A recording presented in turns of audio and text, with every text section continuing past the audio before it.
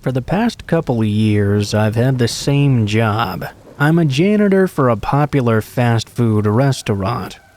I don't take orders or do anything at all aside from cleaning. I don't even see the other workers a lot of the time because I'm scheduled overnight.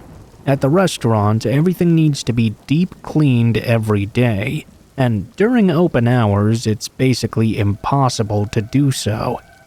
I've never had anything happen during my shifts, aside from the occasional customer knocking on the window and asking if we're open. On this night, I came in and got to work like I usually did. A couple other employees were still there when I got there, but by 10 o'clock, which was about an hour after closing, it was just me for the rest of the night. I popped in my headphones and started scraping the grills and prepping everything that needed to be hosed down. After a while, I kinda lost track of time. My best guess is that it was sometime around 12 a.m. That's when I heard a knock at the front of the building. I pulled off my headphones and heard it once more. I walked over to the front, expecting someone at the door, checking to see if we were closed or not. But once I got over there and looked outward, nobody was there. I went up to the door and observed the parking lot as well. No cars or people to be seen. I knew I'd heard it from this side of the building though. I waited to hear the sound again, but there was nothing. I ended up thinking that maybe I mistook another sound for knocking. I went back to doing my work. Another hour or so went by. I took a lunch break and grabbed my lunch bag. I sat down at one of the tables in the middle of the dining area. I was taking my time, since I was actually a bit ahead on my cleaning schedule. Once I finished eating, I went to the back and turned to grab the mop, only to see a man's face staring at me from outside the drive-thru window. He had messy hair and a blank expression, but his eyes had something strange about them. It was like they were completely empty. I froze up for a second, and after a moment, the man calmly turned and walked away. My heart was racing in my chest from surprise. I just stood there, listening to his departing footsteps into the darkness. I didn't exactly know what to think about this. It was just incredibly creepy and strange. Once I got my confidence back, I opened the window and looked outward to make sure he'd actually left. It was dark beyond the light of the restaurant, but I didn't see anyone. I closed it up and locked it. I was on edge for the next hour or so, constantly looking behind me at the windows, feeling like I was being watched from somewhere. As my shift was coming to an end, I started to finally feel some relief. The anxiety calmed down. One of the last few things I had to do was roll all the garbage bags out to the dumpster, which I had been avoiding doing for as long as I could. I checked out the window again before I stepped out. It looked clear. I quickly opened the door and tossed the garbage out. I started tossing them in one by one into the dumpster. Not even 20 seconds into this though, the man suddenly appeared from just around the corner. I stopped what I was doing and quickly called out to ask the man what he needed. He didn't respond at all. He simply kept walking toward me. He had that same empty stare. Now I could see his whole body though, and it was even more terrifying. He was an extremely large man, wearing a dirty and stained coat. Not knowing what else to do, I ran for the door and opened it. The man's footsteps rushed up behind me. As I slammed the door shut, the man stuck out his arm into the gap and prevented me from closing it. I turned and sprinted to the other end of the restaurant, getting my keys out and unlocking the front door as fast as I could. I heard the man closing the distance behind me. I barely got away again. I ran just as he was about to grab me. I sprinted across the parking lot as far as I could while calling the police. 5 minutes later, the police arrived. The man was long gone. We had the footage on the CCTV, but no identity could be made from it. It also showed that as soon as I ran away, the man just stood there and watched me for a bit, then left at the back door. What he wanted from me is unknown. but his creepy and objectively horrifying behavior gives me chills just thinking about it.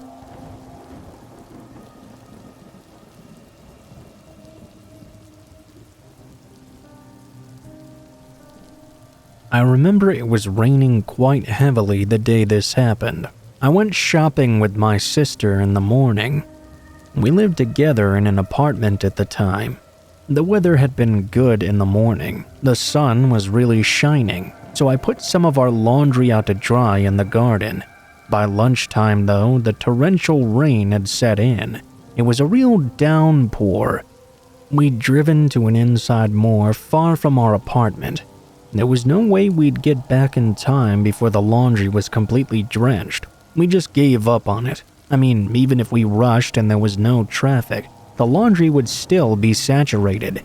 Just couldn't be helped, I suppose. Later when we returned home, the whole apartment was turned upside down.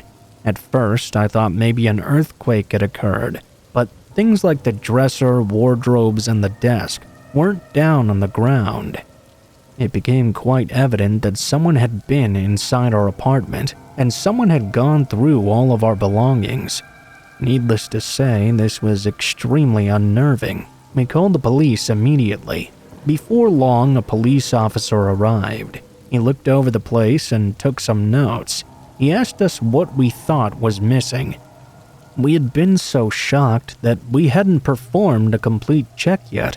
My sister and I looked in our respective rooms. All our valuables were still lying in plain sight on our dresser. That was really strange. I was searching through my own drawers when I discovered that some of my underwear was missing. My sister rushed into my bedroom to tell me that hers was as well.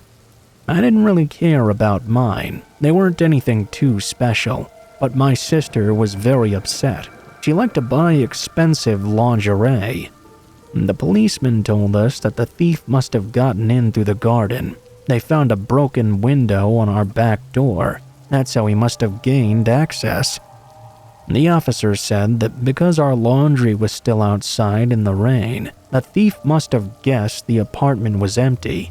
The officer really creeped me out by saying that the thief almost certainly knew that 2 women lived there. All of the objects he'd chosen to take were based on us being women. He said the thief may have even watched us leave.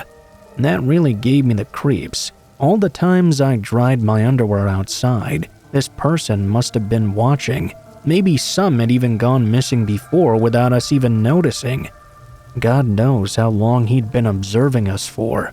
The officer assured us he would try his best to track down this phantom thief. He said if he caught the guy, we would be the first to know. I thanked him, but I knew it would be difficult to track this guy down. He said about cleaning up the room. It felt so gross, knowing that someone was in our house, trashing it while looking solely for our underwear. We consoled ourselves with the fact that none of our expensive possessions were missing at least. After a couple of months, life seemingly went back to normal. That is, until one day. I got a call from the police station. It appeared the thief may have been caught. This guy had done this multiple times apparently, and they'd finally nabbed him. The police said they'd recovered our possessions as well, and asked us to come down to the station to retrieve them. I asked my sister to come along with me. To be honest, we didn't have much interest in getting our undergarments back. We wanted to go just in case the thief had taken something important we didn't know about. When we got there, the policeman who called led us to separate rooms. There was an absolutely massive pile of underwear on the table. It was so creepy. The policeman pointed us to some specific ones off to the side and said, "Is this yours?" How the hell did this guy know which ones were ours? I then thought, oh God, is this guy the criminal? Was this the guy who was in our apartment? As these dark thoughts danced across my mind, the policeman stared at me, waiting for my response. I couldn't say a word. I was so frightened. The perpetrator also took some photos of you and your sister. We found them in a sealed bag with some of your underwear. Me and my sister took our underwear but threw them away. I mean, I guess we could have kept them and cleaned them, but having known that that man touched them and what he must have thought about while doing so really made my skin crawl. It was so creepy, so sinister. We never actually even got to take a look at the guy who'd broken in and stolen our things, or taken photos of us. That was what made me the most scared. I hope we never have to interact with that guy again.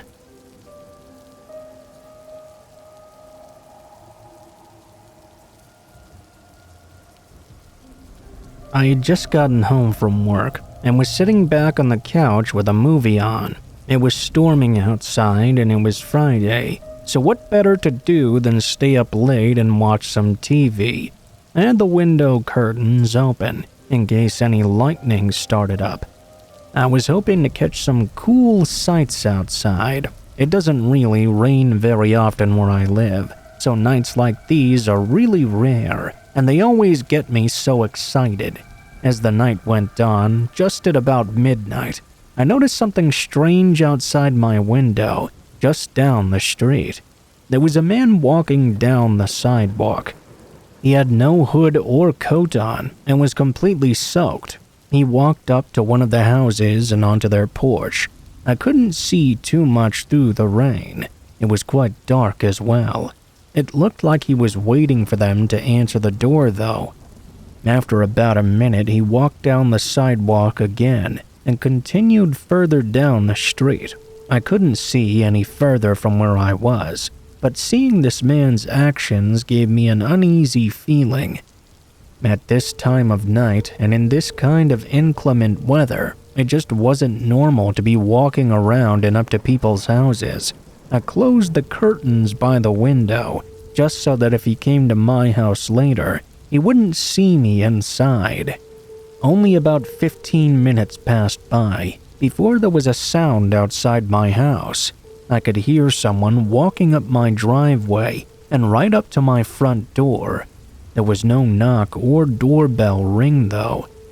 I heard them moving around, walking across my porch and then back down to one of the windows, then going back to the door. By now, I was really confused. I wanted to look out the peephole, but I was worried they'd somehow notice my presence. I waited, and after a minute, there were no more sounds. I quietly walked up to the door and looked out. It was the man I'd seen earlier. He was just standing there, completely still at the edge of my porch, looking at my door with a blank expression. I watched him for a few seconds before I got really creeped out and backed away. It was now that I started to think that calling the police might be worth it, especially if he was going around to other people's houses and doing the same thing. I turned to get my phone, but just as I did so, I heard the sound of footsteps departing. I looked out again. The man was gone. After giving it some further thought, I still felt this was just too creepy to not inform the police. Whatever this man was doing, it was something that was not normal. I called them and let them know about it. They said they would send an officer out to patrol the neighborhood and see if they could get the man to stop or explain what he was doing. That was about all that could be done at the time, though. I thanked them and hung up. I checked out the door one more time before going out to the couch. The whole thing had really worn me out. It was taking away the relaxing part of my relaxing night and just making me exhausted. I shut everything off and went downstairs to get in bed. As soon as I got in and turned off the lights, a loud thump sounded from downstairs. I sat up, and the sound came again. It was loud, like someone smashing something against the wall. I got up and ran to the top of the stairs. Now hearing it for the third time, I realized it was the front door. Someone was bashing something against it, like they were trying to forcefully break it down. I walked down a few steps and peeked over, seeing the door violently shaking every time they hit it. It looked like they were just a few hits away from breaking it down. Now absolutely terrified, I locked myself in the bedroom and called the police again. The operator said that an officer was in the neighborhood and would be here in just a minute. Through the sound of their voice, though, I heard the wood shattering and the door slamming against the ground. Footsteps quickly moved throughout the downstairs, going into every room without stopping. They began moving up the stairs, but were cut off from their advance by the officer pulling in and running up to the house. The intruder immediately turned around and ran for the back door. As the officer came in, he yelled at him to get down. Apparently, they had trouble getting the back door open. The officer was able to rush him and get him down into the car. The man looked like a psycho up close and refused to say anything, not even a single word. His intentions were clear, though. He was carrying a heavy hammer and had a bunch of zip ties in his pocket. That doesn't exactly sound like a coincidence.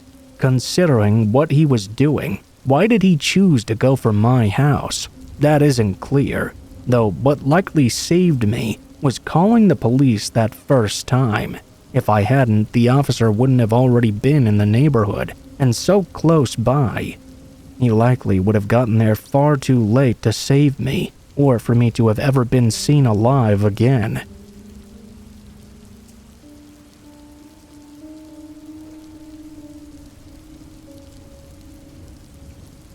So this happened during summer vacation. When I was at school back then, there was an old abandoned hotel in our neighborhood. I invited two of my close friends to go urban exploring in the hotel one day. Let's call my friends A and B. We first tried the front door, but of course it was locked. We went around the back though, and found an open doorway. It wasn't like we were on a dare or ghost hunting or anything like that. It just felt like a good day for some exploring, and we all just so happened to be free. As you might expect, the place was pretty trashed up. We started in the lobby, looking around for anything interesting. Most of the rooms we found were locked, but we found a room on the 4th floor which happened to be open. We decided to make base there in that room. The smell of dust and mold wasn't that overpowering there. The bed was pretty gross though. We pulled some chairs in from the lobby. Night crept in, and since there wasn't any electricity, we called it a night. The next day, we came back more prepared. We all brought flashlights and various other tools. We headed into the hotel around lunchtime. We brought candles, snacks, and drinks too. We put all the stuff in our base room on the 4th floor and decided to check out the basement. We hadn't done so the day before. The three of us descended into the darkness with our flashlights in hand. The basement was huge. There were lots of rooms down there too. We were looking for a rope or something we could use to hold on to make sure we all stayed together and didn't get lost in this huge space. It was so dark down there. I almost felt trapped, even though it was lunchtime and during the summer. It was a very creepy feeling. My friends still seemed to feel pretty carefree though, so I tried my best to hide my growing apprehension. We then found another room within this large room. Inside of that room was a box, and in that box were a set of keys. We left the basement with that box of keys to see if they would work on any of the locked doors upstairs. The keys had room numbers on them, but they didn't seem to work on the doors that matched the numbers on the keys. We couldn't work out what these things were for. Maybe there was some auto lock in place, which was why they weren't opening. We were just glad that room on the 4th floor happened to be open. We decided to look for a key which didn't appear to be a guest room key. We found one that said waiting room, written in pen. It was different from all the other keys and didn't look official, for lack of a better word. While we were down in the basement, we'd noticed a locked door down there with a paper sign that said waiting room, so we decided to head back down and try that key in the lock. The door to the room unlocked immediately. When we opened it just a crack, we were confronted by a terrible stench. We asked one another about what that smell could be. Was it something rotten? Something dead? I was really freaked out, now down there in this dark basement with this terrible smell. "Come on, guys, let's go back," I said. "Come on, don't you want to explore some more?" one of my friends asked. "No, man, this is too dangerous. Let's get out of here." "Ah, come on, just hold your nose. We'll take a quick peek." One of my friends carelessly pushed the door open all the way and shined his flashlight inside.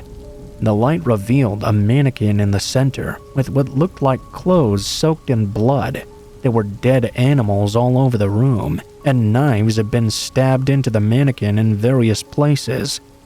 Our flashlight scanned the room to reveal numerous scratches in the walls and on the door. I felt my blood turn cold. I couldn't stand to be here anymore.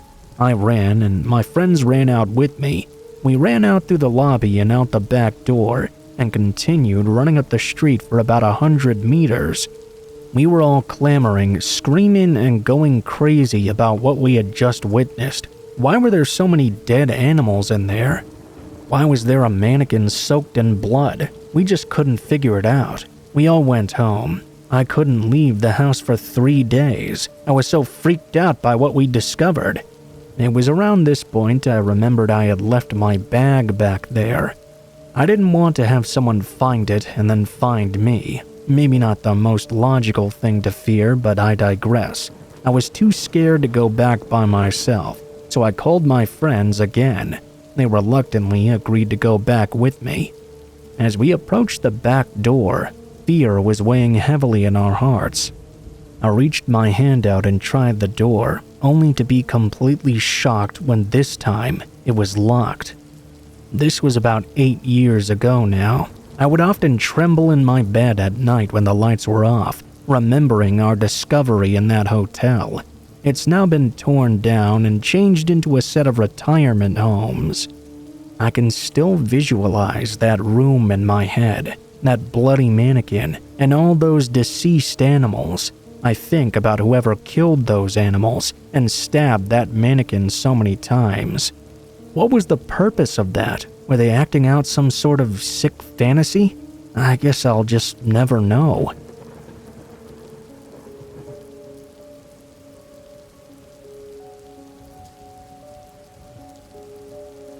I was working late at the office one night. We have a big 2-story building in a business complex, and sometimes if we have to catch up on work, we kind of have to stay late.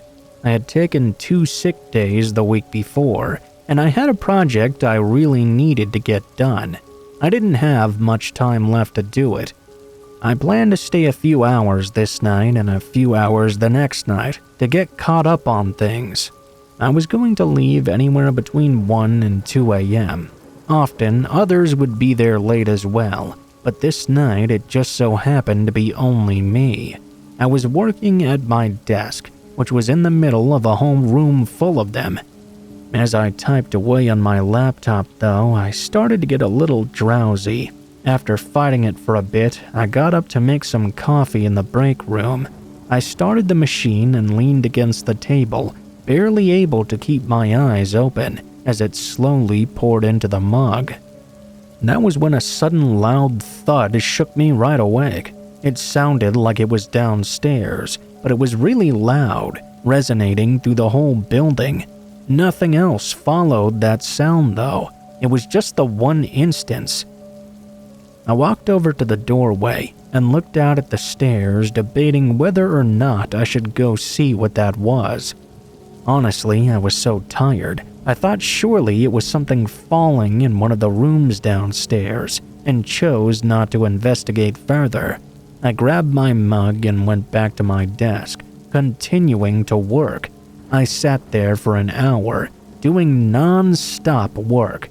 The coffee wasn't really fixing my sleepiness problem, though. I kept working through, trying to power through everything, but I was only prolonging the inevitable. At some point, I dozed off at my desk. When my eyes opened again, I remember being immediately irritated and somewhat dizzy, like I'd been annoyingly woken up from a deep sleep. As I regained my senses, though, I noticed a sound coming from somewhere in the building. It was a beep, sounding every 4 or 5 seconds. It was very faint though. I looked at my laptop and saw it was nearly 2 a.m. I decided it wasn't worth it trying to work any further tonight, so I packed up my things and brought them with me. I left the room, both to check on this mysterious beeping noise and to leave the building. As I got to the stairwell though, the beeping started to make me nervous. I'd never heard this sound before, and there was something eerie about it. Maybe I was too tired to fully comprehend. I walked down the staircase, and now the beeping sound was much louder. I peered into the long main hallway, and at the far end there was a metal rod laying on the ground right in front of the open entrance door. I felt blood rush from my face, knowing it should be locked up, and realizing that beeping sound was the building's security system. With nothing but instinct to go off of, I ran down to the opposite end of the hallway and out the back door. I ran to my car to call for help. Although I was now out of the building, what I learned next was far more horrifying. Police eventually pulled in and searched around, not finding anyone or anything. That's when they checked the security cameras. At 11 p.m., a man could be seen walking up and busting the door wide open with a hit from some kind of tool, creating the loud banging sound I'd heard earlier while getting coffee. He then quietly moved around the first floor, then up to the second, where he came upon the office I was in. He stood there, quietly, only a few feet behind me while I was working at my desk. He then went back downstairs for a moment, coming up again while I was sleeping and walking around the whole office, even going right up to me and searching around me, even sniffing my hair. It's not clear if he stole anything, as there weren't cameras in every room, but there didn't seem to be any obvious answer as to what he was doing there. After seeing those horrifying security tapes, I never stayed alone at that office again.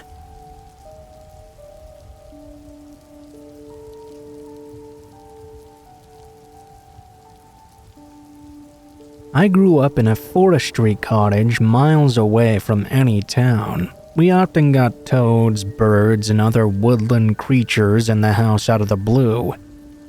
I was 7 at the time and suffered from night terrors. My parents often found me about the house at night, speaking nonsense or screaming. Must have really freaked them out to no end. For a few nights, I had been shouting that there was something in my bed. I couldn't sleep because of it. Obviously, my parents put it down to nightmares. I kept saying, though, something was shaking in my bed and scratching me. They took all my blankets and toys out to show me there was nothing there, but I was still convinced, and this kept happening. I was an odd child, so people often thought I was just making things up. Well, as it turned out, a rabid bat had somehow gotten into my duvet cover. I remember opening it up one night, and this thing just going crazy and flying out. My parents ran in and turned the light on to find this rabid bat dinging around the room. They had to take me down to the hospital to get my shots. Sometimes I'm still woken up in the middle of the night, and I feel like there's something biting at me from inside my blankets.